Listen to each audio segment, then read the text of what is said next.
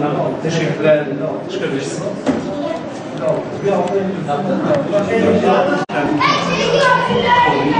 İki hafta önce geldi.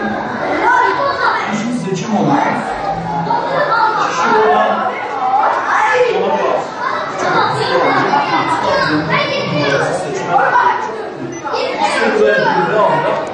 adayı seçti ama evet, dışarıda imzanızı atıp gidiyorsunuz, tamam? Burada imza atın. Evet, imzanızı atıp gidiyorsunuz. adın çıktı mı orada? Mehmet hocam, internet mi gitti? Adını bir kişiyi aldın mı? Mehmet hocam.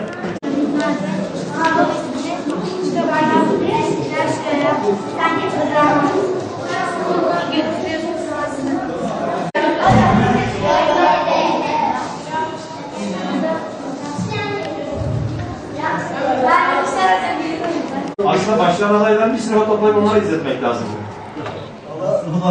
Böyle bir çalışmanın olması ve seçime geçilmiş olması bizi son derece mutlu etti. Malumunuz çağ, teknolojik çağ. Gençlerimiz teknolojiyi çok hızlı ve çok seri kullanıyorlar ve çok çabuk adapte oluyorlar bir çağa karışmadan. Ki hakikaten gerek okul idaresi gerek bilgisayar öğretmenimiz bu konuda belki de Türkiye'de ilki gerçekleştiriyor burada.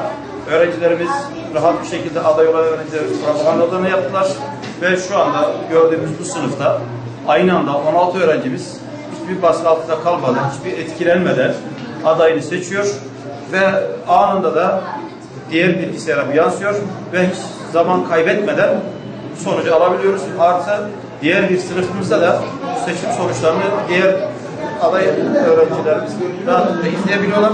Zannediyorum bu ilk Bingöl'de gerçekleşiyor ve Türkiye'ye mal olacak bir projedir. Özellikle seçimlerde de ilerleyen zamanlarda tahmin ediyorum veya buna benzer bir proje kullanacaklar diye düşünüyorum. Müdürüm Bingöl'deki okullarda böyle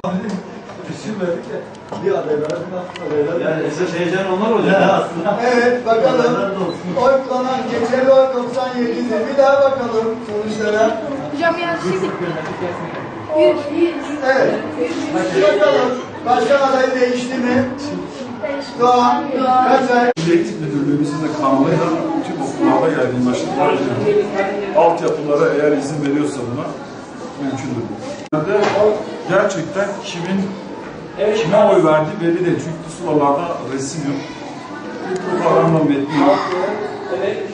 Onun için yani elektronik ortamda kime oy vereceği ve niçin vereceği daha bariz ortada. Bir de yani milenyum çağında artık çağ oyunun pek de yakışmadığını düşünüyorum.